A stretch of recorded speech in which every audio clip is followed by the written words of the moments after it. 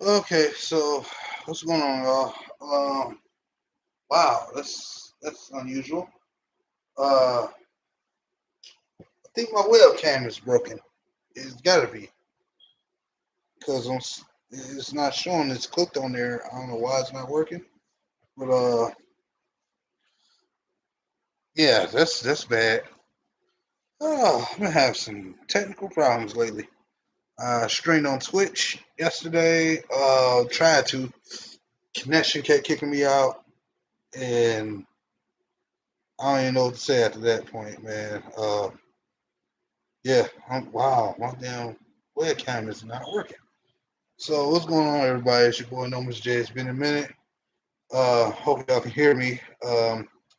This game come talk some Lions apparently, but it's not gonna give me the opportunity to really do that, man. And I'm kind of upset. So this is gonna be a short stream till I figure out what's going on. Just wanted to kind of catch up on a couple things, Lions related. Not too much going on. Stuff outside some media stuff. Speculation over Todd Gurley and who he may sign with. Again, for those who may be joining us, I don't know what's going on with my webcam. I think it's broken. May have to go get another camera or something now and order it and just go from there. I just not realized this, so or either it's something I'm not doing right, but something's wrong with my camera, so I don't know what's going on. It's gonna be a weirdest stream I think I've ever done. Besides the streams I've done where my phone used to just fall off the thing. So yeah, let's get into it, man. So I want to talk about Todd Gurley real quick.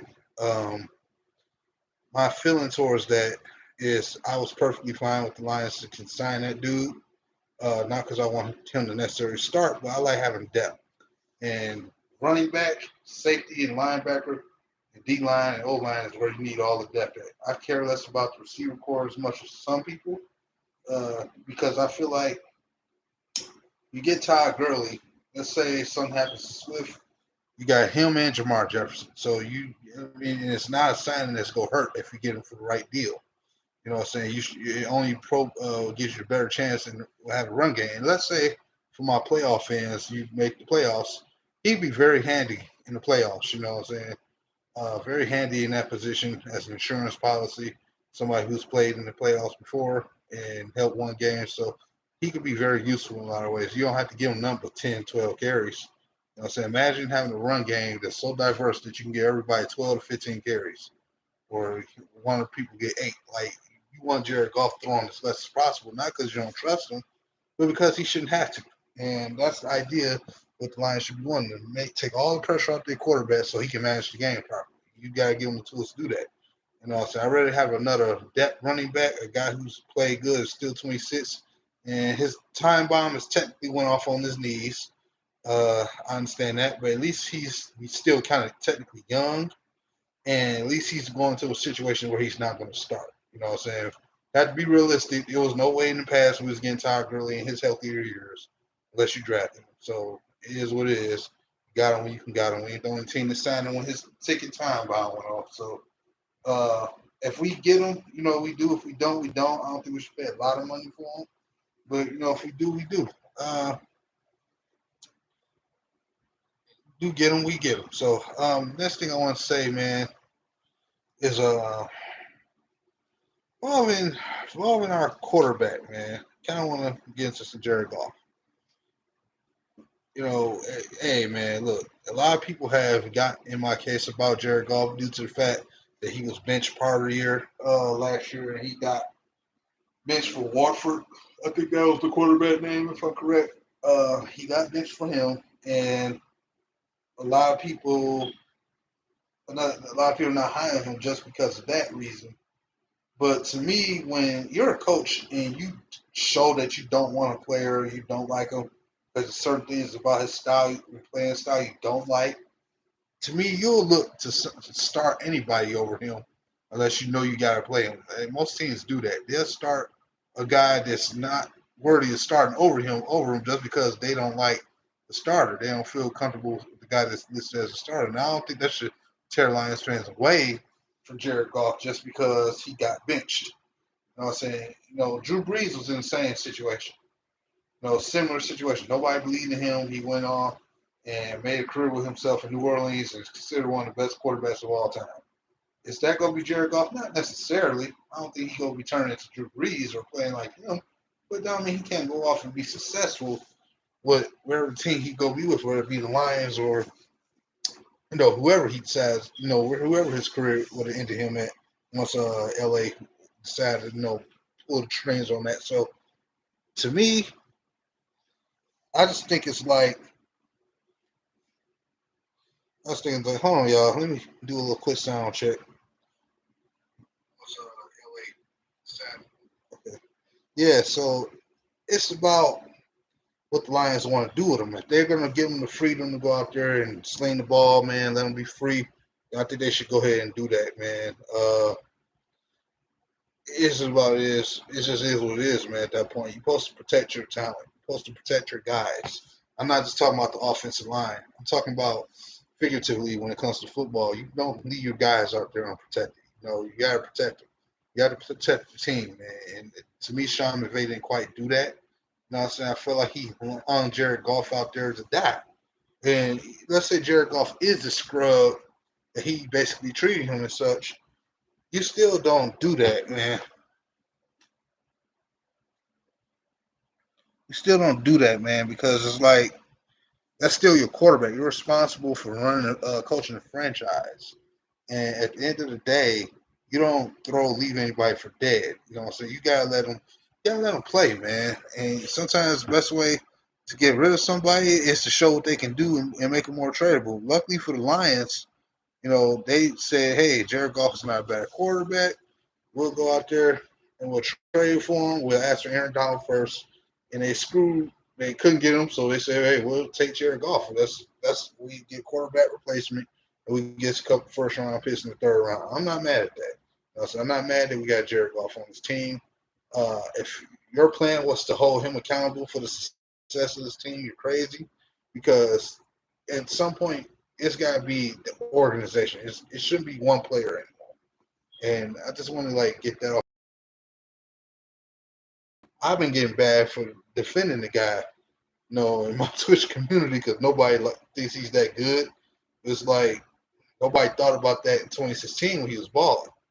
You know what I'm saying? Nobody was saying that. 2016, I mean, not 2016, 2017, and even 2018, nobody was saying that. You know what I'm saying? Like, until later in the year and everybody realized he was a game manager, and all of a sudden everybody was like, oh, I don't like Jared Goff like that. But other than that, when he was balling with the Rams, nobody had anything to say.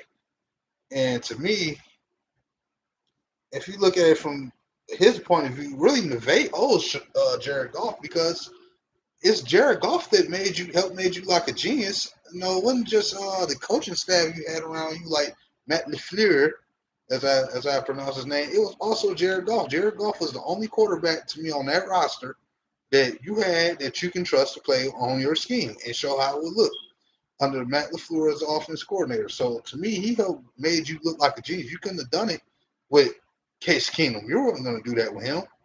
You know, so Case Keenum had to go to a whole different team that was already well set, had their talented running backs and receivers left and right and tight end, and he got to go over there and ball out with them by just dinking donking. Jared Goff had to develop and try to get experience. He was in his second year, and they threw him out there under Rashawn McVay. He showed he can play, and I feel like McVay, for him to be touted as this genius guy, to me, he can't. He shouldn't take credit for all that, because if it weren't for Jared Goff, he wouldn't be able to show it. It's arguably partially your fault why the Rams have suffered at times under your tutelage, why they couldn't get as far as they would like to. I'm not blaming that whole Super Bowl on Jared Goff. I'm not going to do that. That's something I'm not going to do. Anybody, hey, shout out to everybody in the chat who just joining in. Hey, what's going on, Nicholas and Aaron? Again, sorry if y'all just joining in. Again, I don't know. I think my webcam is broken. I don't know what the hell happened to it, but I don't know what happened, but it's not working. So that's why y'all seeing this right now. And what's up, Lou G? What up, though? What's good with you, fam? How you feeling today, man? Appreciate you stopping by, bro. It's getting near that time. I don't know if I'm gonna end up seeing you, so I'll just say happy early Father's Day to you. So, you know what I'm saying? Hope everybody doing good today, man. It's a nice sunny day out here in Detroit. Not too hot for once. But yeah, I was just in here running my mouth. I kind of good listening to you. Hey, that's what's up. Appreciate you stopping by, man. No, it's just I've been taking in my other platforms, man. I've been taking some abuse for defending Jared Goff, and it's like, bro, come on. Like, he is not the first quarterback to have a team give up on. Like, we literally sit here acting like Drew Brees didn't go through the same thing Ironically, another team that was in like a California state. That's the trip part about it. He was in I think San Diego. So this I found that funny how history kind of repeats itself to a certain degree. You know, he was not believed in over there. He goes over New Orleans of all places, just going through a hurricane and everything. And then he has like this great all time career to the point where he can now. Yeah, I know, man. I don't believe in burying somebody who hadn't had a fresh chance to, prove itself. That's what I'm saying. Like, I'm personally getting sick of like the one player blame. I am getting tired of that myself. Like, regardless of who it is, it's got to be the whole team got to hold itself accountable. Because who's to say McVay didn't f up that Super Bowl? Like I was saying earlier, like who's to say that he didn't want to f that up? Because we have seen so many times. Like the last time the Lions made the playoffs, they kept making Stafford throw the ball and I'm like, we were having more success off the ground, just like they were having success off the ground against us. And I'm like, all they had to do was keep giving people carries. Like, what's wrong with turning around and say, hey, do what we've been doing all year? Yeah, man.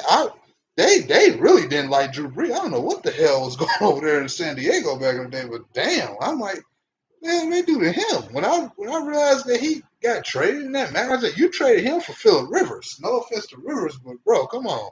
Y'all had no much more success with Rivers than y'all had with Breeze, bro. That's the trick part about it.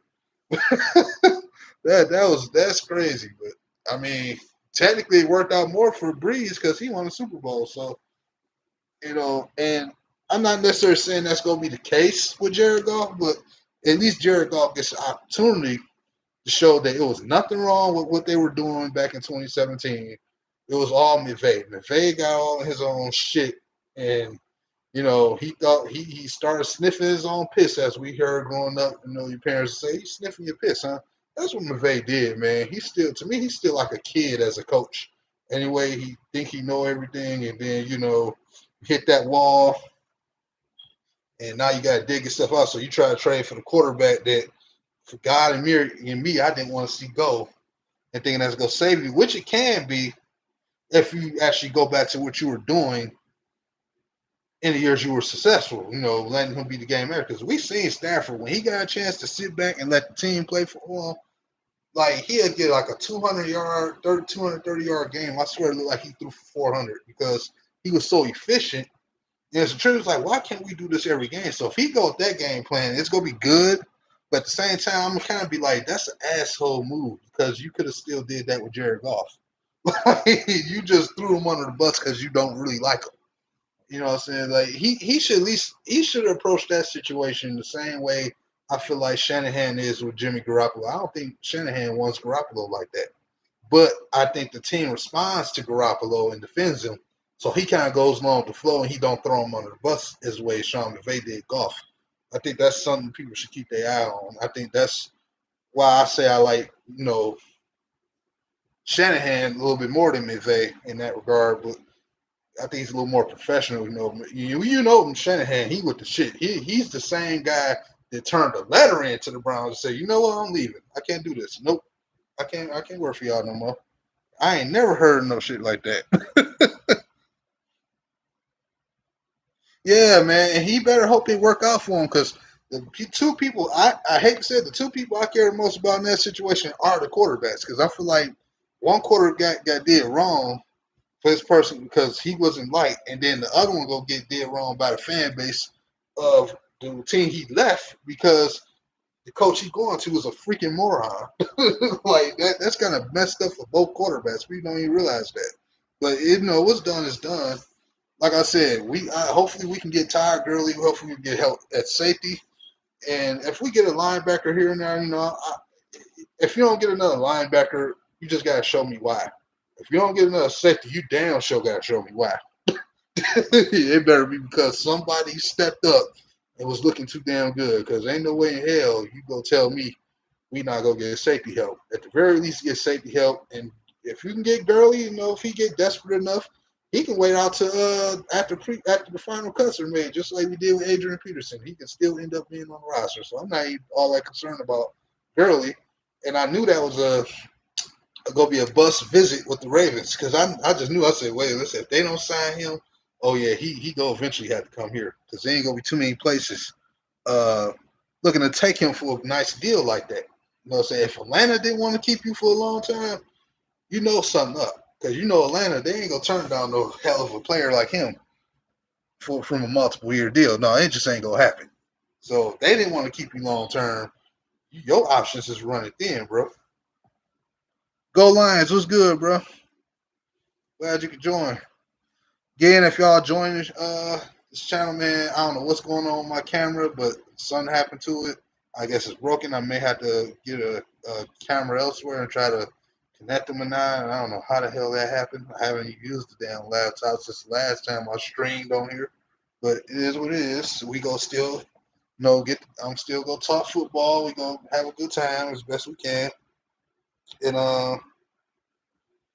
yeah, that's how we gonna do it, man. How you doing, Go?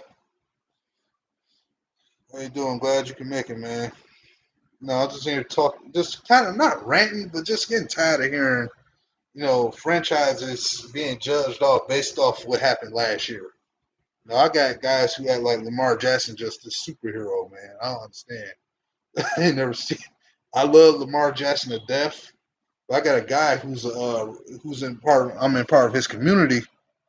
Get golf is 6:30 today. Vacation coming up. Got off of vacation today. 6:30 today. Oh, okay.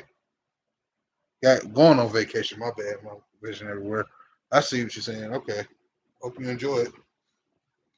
But nah, he was bait because we faced the Ravens week 3, and this is a guy in my Twitch community. So he was telling me that we don't have a defense. And I kept trying to tell him, I'm like, yeah, you going off last year because y'all lost a lot of pass rushers. I said, so technically, y'all don't quite know exactly how y'all defense is going to be either this year. But then when I told him that, he switched to jump the ship and was like, well, you know, we got some receivers now. So once Lamar gets cooking, once he starts running, you can't really stop that. And then eventually he'll just burn you downfield. But worse kind of worse, if you get past that, he'll just run for it. And I know the Lions don't normally have the best, go around with running quarterbacks, but I mean, that depends on so many different variables, though, because one thing you have to understand, your receiver core is young because you got a lot of rookies. Our secondary actually has a decent amount of experience in it. And I'm not saying that automatically means your receiver core is not going to play good because I think Bateman is a very good receiver, but it's like this. You don't know if those guys are going to go through their little rookie buzz first, man, and then because he's not usually a pocket passer. To me, I feel like it's going to take a minute for them to kind of gel with each other. What's going on? Dim Sum. Okay, I like that. Dim Sum. Yeah, welcome to the show, homie. I'm just here for a short stream, man. I got into a little Raven versus Lions debate. I'm like, I think I can see a situation where because may not be ready,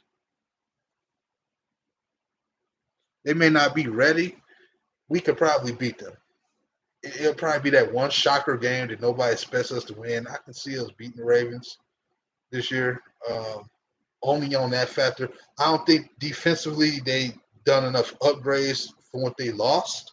I'm not saying they won't be a good unit, but I don't think they're going to be good off the rip. I think they're going to be a little bit soft to start off the season before they get hot. And I think us kind of coming to them at our crib, they may be in for a rude awakening. You know what I'm saying? I just think that's how it go down. I don't know if it'll be a shootout or a low scoring game, but I just kind of see it going either way. You know what I'm saying? If you just go based off that, I said if our tight end get going, no, it's a wrap. If T.J. Hawkinson and they going off, it's a wrap. You know what I'm saying? That's another person I want to talk about real quick too, because the potential of him being more of a threat now in the offense than he really should have been last year. But he's going to be more of a threat this year now. Obviously, you know who he's starting to kind of look like to me, like T.J. Hawkinson. We always try to say like Gronkowski, he's our Gronk, or he's our Travis Kelce. To me, the way I see T.J. Hawkinson's career going and the way they're going to use him, especially now with Jared Goff, it may be starting time to start looking at him as like a watered down, somewhat small bodier version of Jason Witten. Like if you go back to Jason Witten, like even in his last few years in the NFL, like when Dak Prescott got in there, like everybody was trying to say like Dak didn't have a deep ball. I remember, and it's like he didn't kind of need one because Terrence Williams and Cole Beasley was go tear it up in the inside. They that speed. Terrence Williams low key was underrated. He had that speed to get outside too, low key. But him and Cole Beasley, they was like your inside route runner guys who can really catch. And then like anytime you needed somebody on third down, just about almost every time, I swear Witten was always up the middle of the field. It was so freaking annoying. Like they playbook got so obvious, but nobody could really stop Dallas in the years because the offensive line play was so good.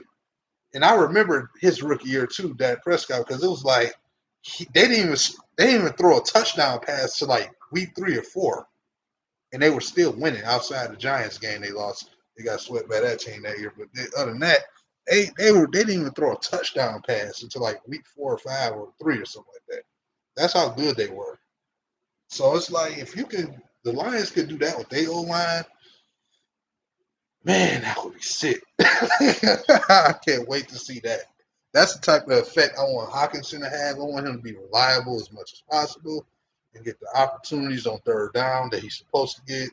I want him to get used the way he should be used. For his style and his route running ability, I don't know how you do not get him right by year 3.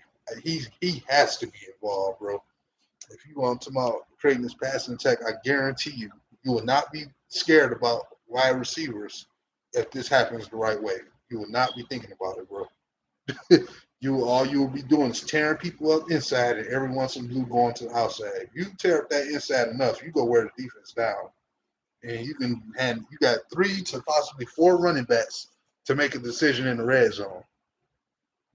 And knowing Todd Gurley is a phenomenal back in the red zone if you get him.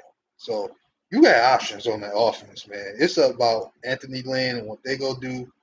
I like Aaron Glenn's aggression when he comes to the defense, how he's trying to get those guys. I like the competition I've been hearing about. I'm just liking what they're doing. You know what I'm saying? They understand people. I do not want this team to fail. I really don't. I really want this regime to be like the regime that sells it all. I really want this to be it because it's kind of hard to not like what we got going on. That's why. So it's like you kind of want it to succeed if you're a real fan, man. You got to want it to succeed. You cannot come in here and let what Patricia did spoil what they're trying to do. I don't think that's fair.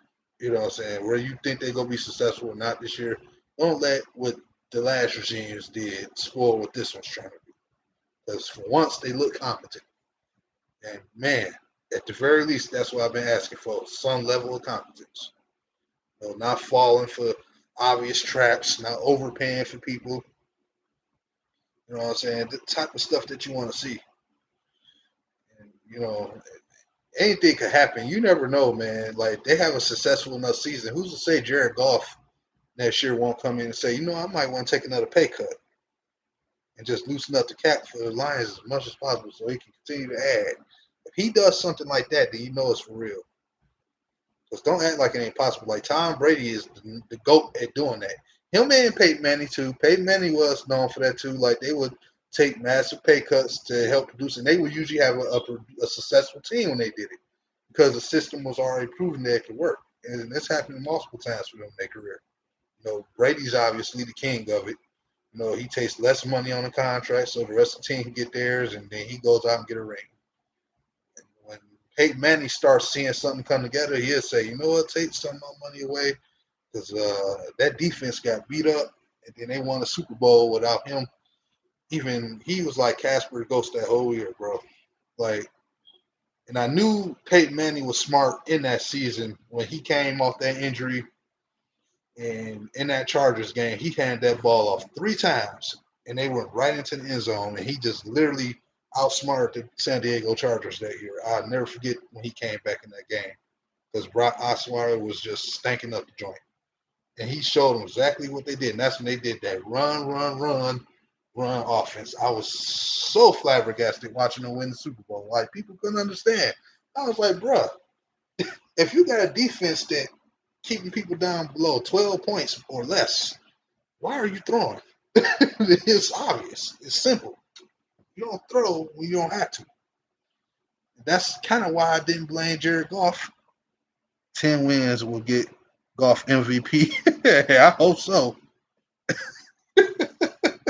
Shit, I hope so, man. You ain't the only one. So we get 10 wins, man. That would be nice. And I'm confident though in the offensive line to play. I mentioned it earlier. I'm confident in the offensive line play because that play a big part in it, man. If they can get that offensive line is healthy, it's playing good, that's gonna play a big part in how many games they go win. People don't even realize it, man. Like, even when you consider, I know people don't trust Big V, but Big V is like this. If you look on that depth chart and you got Big V on your depth chart and you look at it like, man, I gotta start this guy, and you look on the depth chart and say he's in my top 3 or he's my 3rd best lineman, you got issues.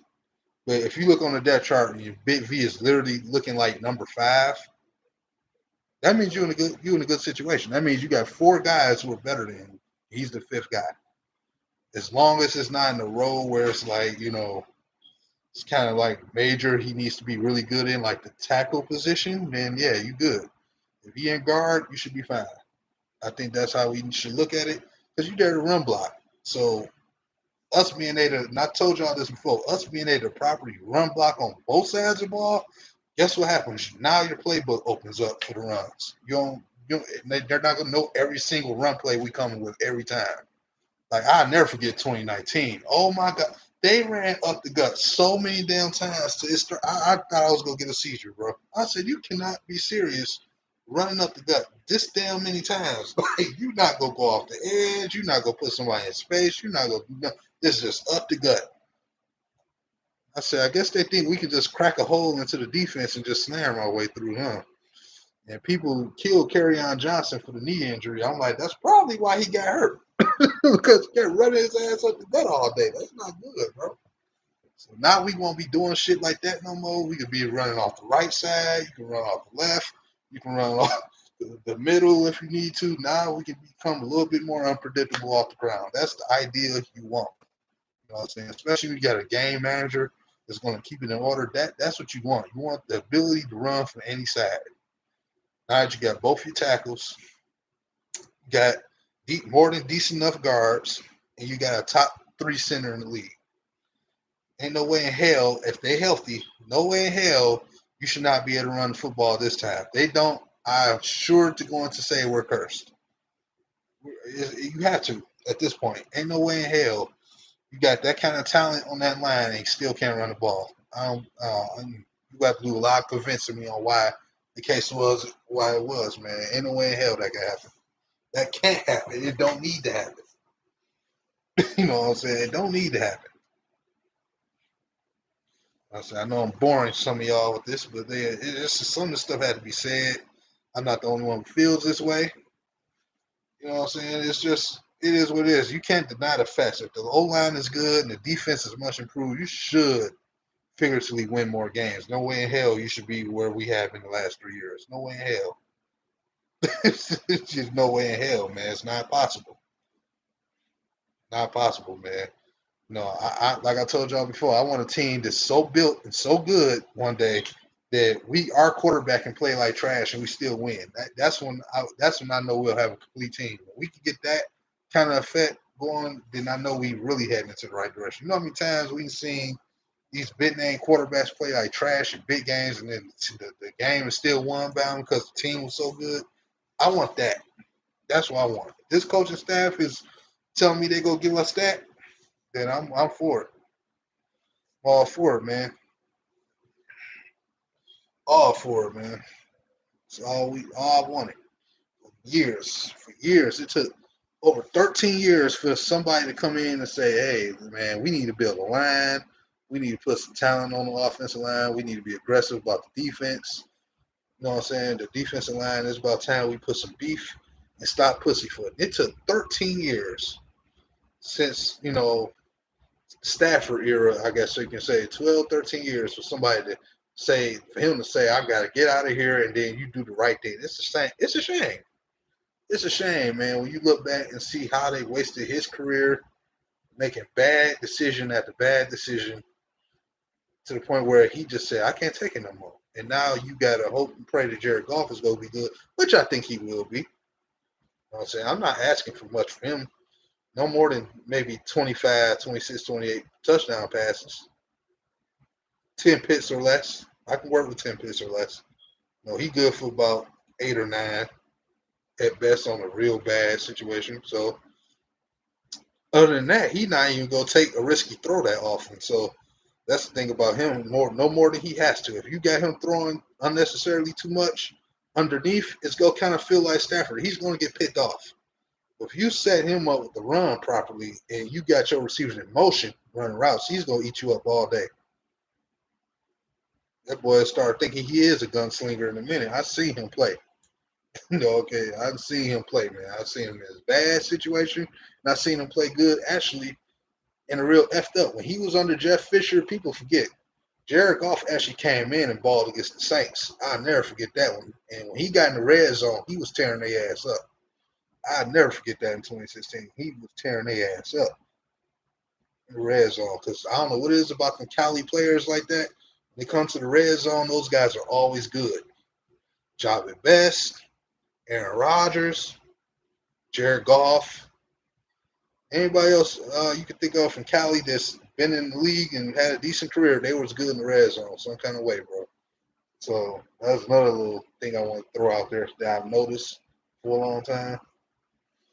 Watching football, man, and I'm just ready for the season to start, man. I'm just, that first game gonna be hell, though, man. I hear the tickets sold out already. You got a head coach talking about he want to bite kneecaps off and a pet lion. These motherfuckers about to go crazy, bro. Oh my God, I can't wait to get down there. Please don't let it be no fights, because I don't feel like breaking them up.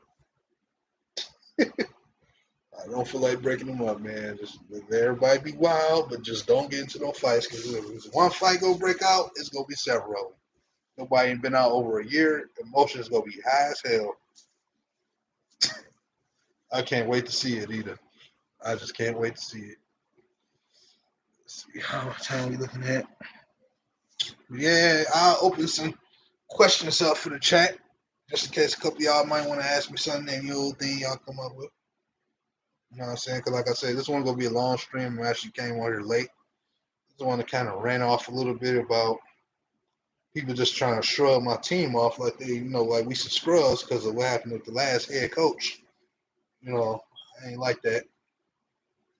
So I just had to come in and kind of run my mouth a little bit. Quite sure y'all didn't mind that too much. But if y'all got some questions, man, please leave it in the chat. I'll answer at least a couple of them. What y'all got for your boy? If I ain't got nothing, then I'll end the stream. But other than that, if y'all got something, let me know. I'll give y'all a quick minute.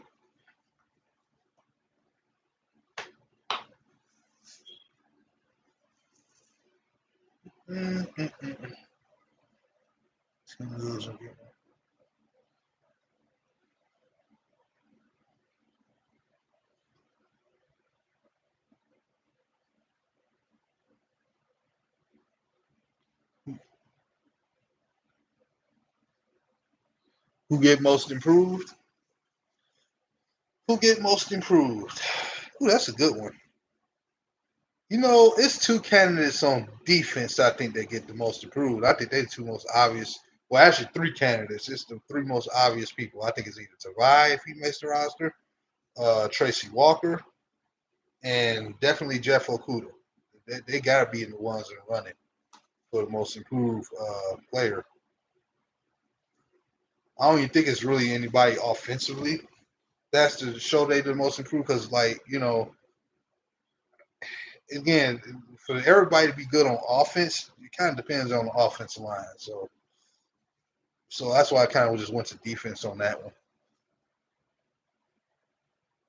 And if you're talking about the teams, I think both teams got something to prove in their own way. I don't think it's about who got the most improved. I think they both evenly got the most improved because the situation how it was connected. So Sean McVay got to prove why he did what he did. It's equally why Dan Campbell and them got to prove why they the staff for this team and why they go turn this team into a contender for real, for real. So I think it's even for both. Yo, what's up, bros? What's going on?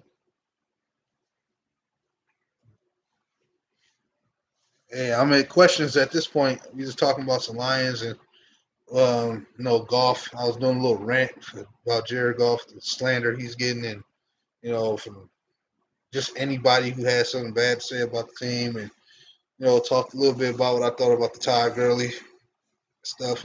Just a little bit about just football, man. You got some questions you want to ask me real quick? I know you missed me last time. I want Surratt to make the team. Well, he got to earn it. He got to earn it. You know the best way to earn your spot if you're a skill position player. The best way you go earn your spot is when you can show you can do more than just the basic thing you usually know to do, which is if you're a receiver, you got to do more than just catch. If you're a running back, you got to do more than just show you can get yardage. You got to go out there and block. You got to go out there and run your routes properly. Even if you know you ain't getting the target, you got to sell things. You got to do just the little stuff that help you get on the roster. So, a lot of people get caught and who make the splashiest catches, and then they get cut. And people don't understand why. It had to be something they didn't do right because you got to do more than just show that you're good at the basic thing that you're good at. You got to do the other stuff that people don't pay attention to. People pay attention to blocking. People pay attention to how you run your routes, how consistent you are. That's you probably thinking it the wrong way, man. It's not gonna hurt the running backs to have Todd Gurley in the backfield, bro. You talking about? I mean, think about it. San Francisco used like 4 different running backs, so I don't see why the Lions can't do the same thing. Like use 2, 3, 4 running back sets and just give you a little something different on every end. You know what I'm saying? What's wrong with that? I mean, I get it. I've been saying Swift tearing up camp. I want him to get carries. It's not about the carries. It's not. It's not about that. I think we thinking that. Yeah, I know we got wins. Here's the thing. Here's the thing. Now here's the thing. This is where we always usually make mistakes at. And I'm not trying to throw down how you feel about it, but here's the benefit of getting Todd Gurley. You've been hearing from guys like Luke that it's an insurance policy. First of all, I'm gonna get a little bit deeper with it. Okay, so yeah, what if they want to? The Lions have been known to put people on the snap count. You have to consider that. So what if their game design is to keep him around 16 carries and then keep Jamal Williams around maybe 16, 18 carries because he's going to be the main inside runner like that, regardless who the starter is. And then you got Todd Gurley who could still probably come in and get like another back end of like a 8 to 10 or maybe even 12 carries depending on how the game's going. And then you still got Jamar Jefferson. You go at least keep 4 running backs.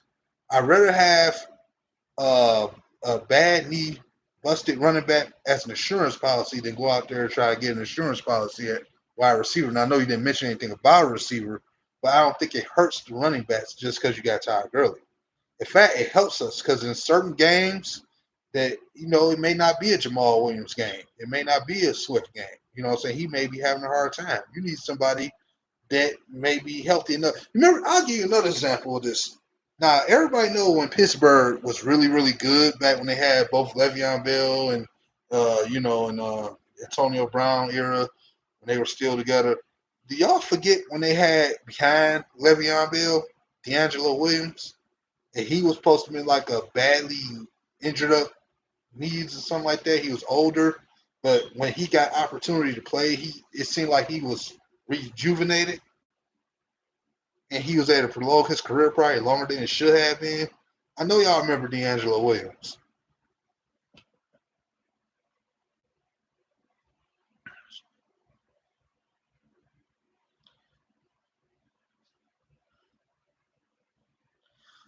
I mean, that Atlanta O-line, though, wasn't all that good.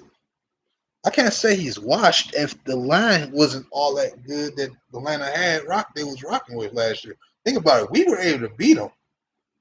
And we got to him at times. You know, he burned us a little bit. But we got to him at times. So that tells me it was partially due to that offensive line. And to me, I don't think, again, if you're talking about a guy who's going to get maybe 8, 10 carries or there's an insurance policy if you run a two-back set, he's not losing much getting him. And that still doesn't. Do y'all remember the Eagles had like 3 or 4 running backs when they went to the Super Bowl, and then like they were still getting like Corey Clement carries and all those other guys they had? Like all those guys were getting carries, bro. And LeGarrette Blount, come on, man. Everybody know he was busted, especially when he came here. So come on, man. I get where you're coming from, but it's like I'm not that mad about it. Like I said, especially if they get him and they still go out there and get help at safety, I'm not mad at that. Listen, I'd rather see our team run the ball all damn day than coming out here and trying to throw 60 passes a game. I'm tired of that. I'd rather see 60 carries a game, bro. Like, you know what I'm saying? Does Okuda bounce back?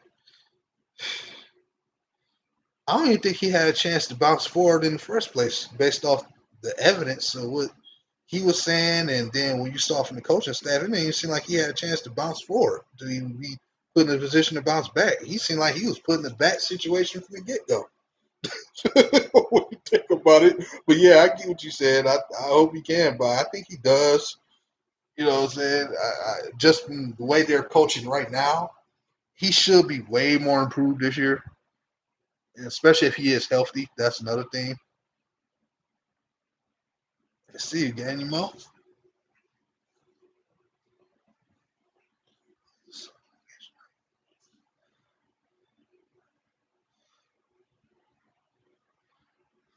All right. Let's see. Any last more questions? Any more cause of concerns?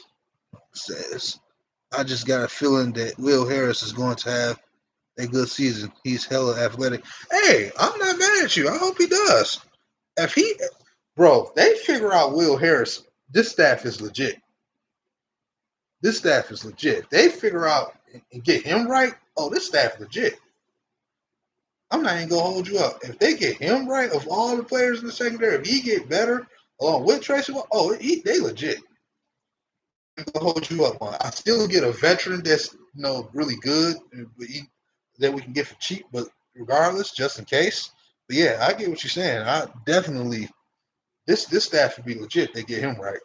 So if they figure him out, it'll be legit.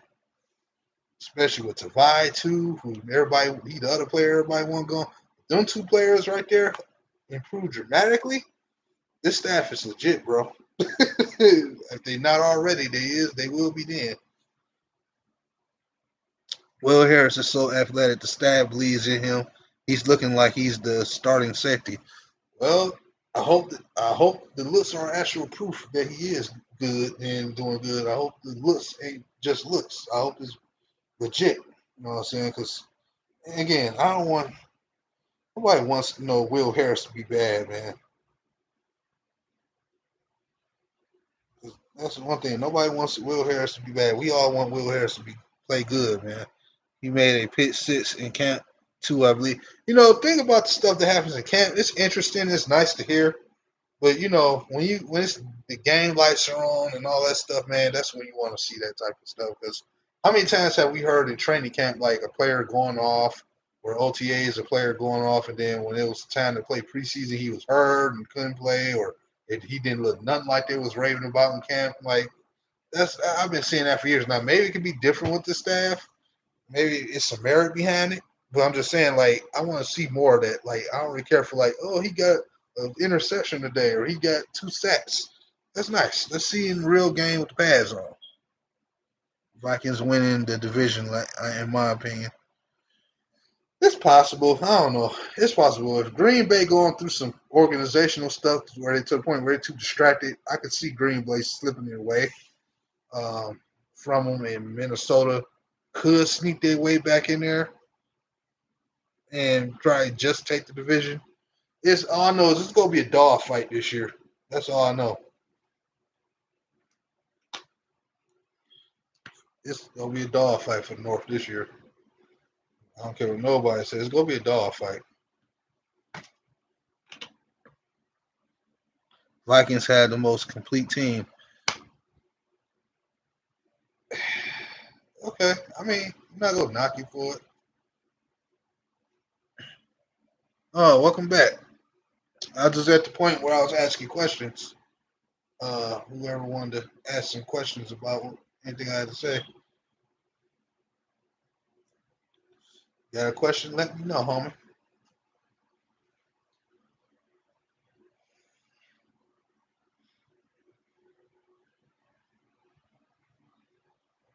Oh, you've been listening. Okay.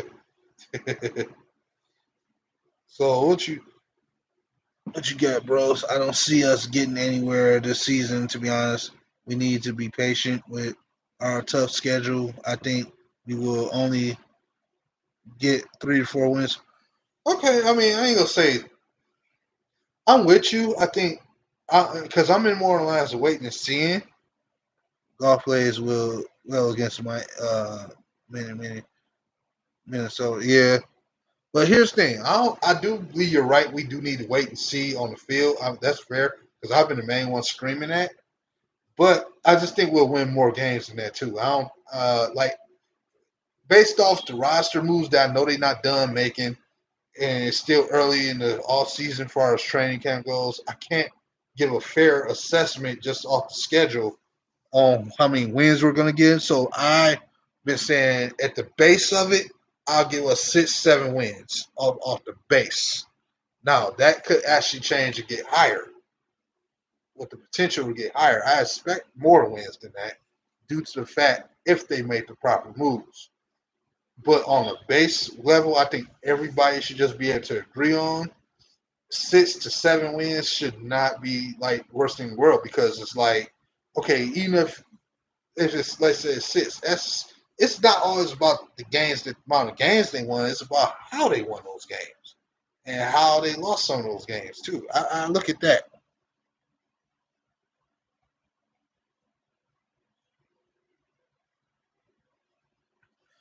I don't know, man. You never know. I mean, they could be. I could see why some people say we'll lose to them. I'm not going to knock San Francisco down. Their team trying to prove they can get back to the playoffs or the Super Bowl. So, you know what I'm saying? Despite their shortcomings last year, I get it. It's a different mentality. The Lions trying to prove that, no, they don't give an F about what everybody else say about them. They want to go out there and win and have fun. They can be better than everybody else. So, it's a different mentality. Anything is possible. That's why I want to wait and see the rest of the moves they're going to make and how it's going to all incorporate. I want to see everything else. You know, it's still, to me, it's still early. You know what I'm saying? It's still June. So, you know what I mean? That's kind of where we at. You know, a lot of things that happened over the last couple of weeks. Some of y'all may not have noticed, but, you know, I had a birthday that passed recently on June 1st. I just turned 29. I remember when, man, the preseason.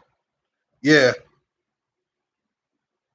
I just turned 29 on June 1st. So I'm now in my last year of being in my 20s. Uh, stuff happened. Just lost a friend the last week. Man, that was rough. Um, that was rough. I can't even stomach that one. Uh, bad. Wish he could have reached out to somebody, man. I didn't even know that he was going through stuff he was going through either. I was like, man, I can't believe he didn't reach out to my closest friend. They were real close, but a guy named Mark Johnson was in our team. He was tearing it up, and we cut him. Oh yeah, I appreciate that, man. Was he a running back, or was it this year? Was it this year or a couple years ago? Was he a running back or something? Appreciate the condolence, man. Was it Mark Johnson or Mark Thompson? Because I remember we had this dude named Mark Thompson. I just knew he was gonna make the roster. Then they cut him. I was like, damn. That was like 2 years ago, though. Yeah, that was 2 years ago. That was Mark Thompson. I remember that. He was like that big 250-pound running back that was knocking people over. Even when he got tackled, he still knocked the dude over his leg. I'll never forget. And then I'm like, oh, they got to keep that dude. And then they and they cut him. I'm like, wow, for real? I say, y'all just really gonna get rid of the running back like that, though, for real? Man, it's the same organization that cut Tion Green. I was so upset when they did that. I said, bro, I know y'all didn't just cut this young, bulky, up and coming running back that was undrafted. That this dude played great. I was like, he's our future running back. We cut him.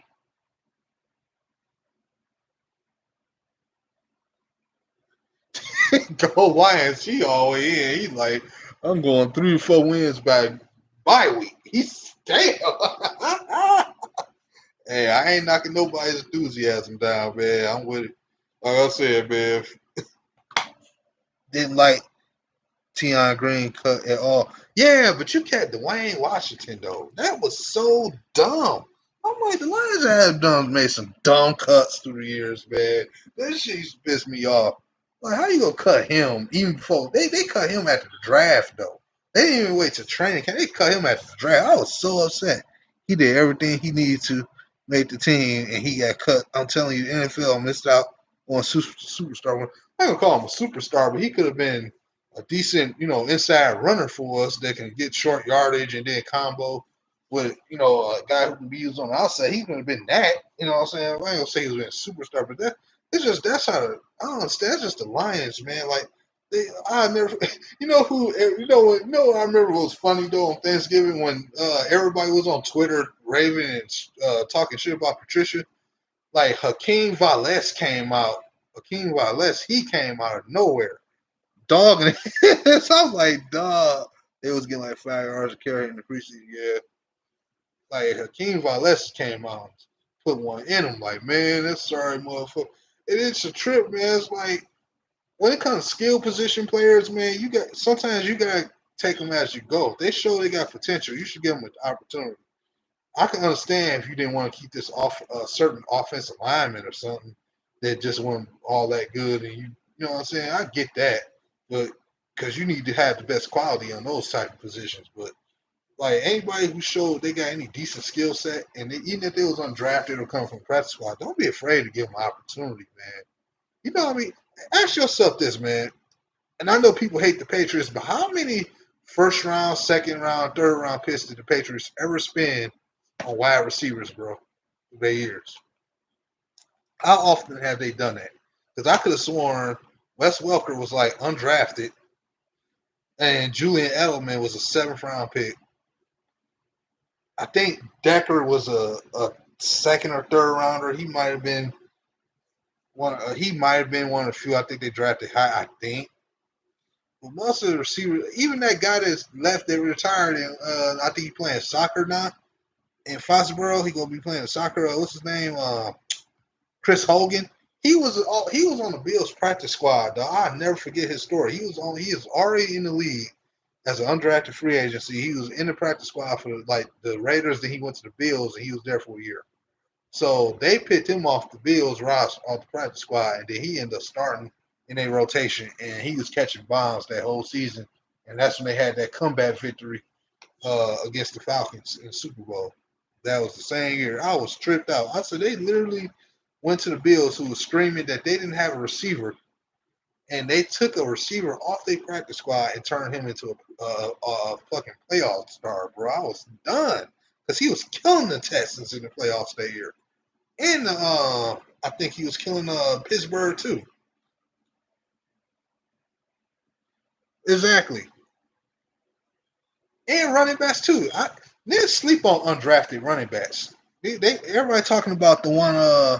Everybody talking about the one Jacksonville guy. Everybody, did y'all all forget about Aaron Foster? Am I the only one? I know he was injury prone, but am I the only one who remember Aaron Foster? Exactly. Exactly. There's nothing wrong with getting a practice squad skill position player, bro, as long as you got a game plan to use them. There's nothing wrong with it, bro. It's not, ain't no different. Anybody undrafted can come in and be good if they get the opportunity, unless they just suck. And then, like, when you give them the opportunity, other than that, man. Ain't Robbie Anderson, don't he play for Denver? Ain't he a Denver Bronco? if I'm correct. I want to give Surratt a shot, man. I'll give any of these undrafted. They just gotta earn it though, man. They do gotta earn it. Remember what I told you earlier. Oh, Carolina. I thought I heard of Robbie Anderson on the Denver Broncos. Maybe I don't know. Maybe it was somebody else. But okay.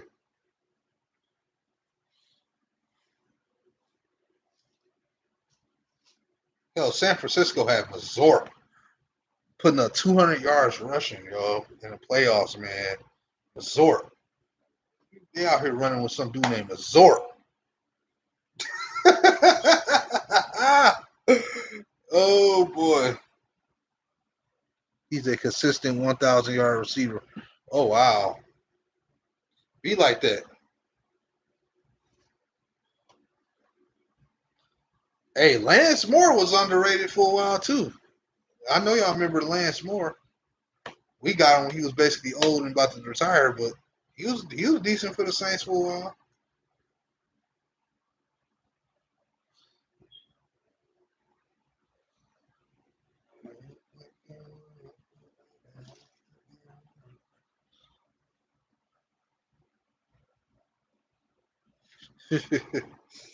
Man, Tease Tabor. Now you know damn well he was a second round pick at cornerback. You need as advantage coming into the season. Golf is from NFC West. Played against all the first team. Yeah, that's true. Hoping it carries over here. Yeah, you know he gonna give them information about what they run over there. Yeah, now I understand San Francisco do got a different defensive coordinator, but one thing I learned about teams when they lose like a star coordinator off their team, what they'll do is they'll get a guy to come in and kind of try to like imitate it a little bit, but never way. Like even with McVay, like when LaFleur was gone, whoever he had replacing him, you could tell it was still a difference. Same thing with Atlanta. When Kyle Shanahan left the Falcons after being their offensive coordinator, they tried to mimic what he was doing over there, but it just didn't phase out right. That's one thing y'all gotta remember. T's just got he had things happen to him at the wrong time. I'm not gonna kill him. You know, it's not his fault he was a second round pick over running backs that could have been helpful for this team. You know, that's not gonna blame him for that. But yeah, I feel what you went down. You know, they could have did a little bit better by him. I don't understand, but you know, that's just me. That's just me. But y'all, I'm about to go ahead because it's getting a little bit later, and y'all know I get up early for work. And I'm just glad to come here and talk some football, man. For a minute, I like to have. I don't try to come here every week or nothing like that no more because it's just not. I mean, it's stuff out there, but it's stuff I don't really want to cover that often. Because did you get to any OTA? No, I haven't. I've been at work all the time, so I don't get to go travel out there like that for that stuff. But yeah, I don't know when I'll ever be able to do that. Have a good one, man. Hey, thanks, man. Same to you. Shout out to y'all too, man. You and Go Lions. Shout out to Lou G who stopped by. I don't know if he's still in here or not, but shout out to him for stopping by, man. Showing some support. And everybody else who came into the chat. Appreciate y'all for stopping through. Um, yeah, man. About to call it a night. Y'all stay safe. Love your loved ones. Pray every day. Wear your mask still because it ain't as safe as they claim it is. You know, be healthy. Happy Father's Day to everybody's fathers out there. It's probably the last time y'all see me for the week. Y'all again, man, love your loved ones, man, and just y'all be easy. And God bless. Peace.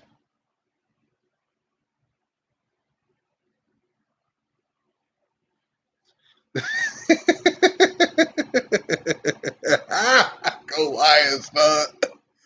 Hey, man, it's been one fan this year that's just been one of the most hypest fans on YouTube, Detroit sports YouTube. It's been Go Lions, bro, for real. He's just been that dude this year. Peace and salute, y'all.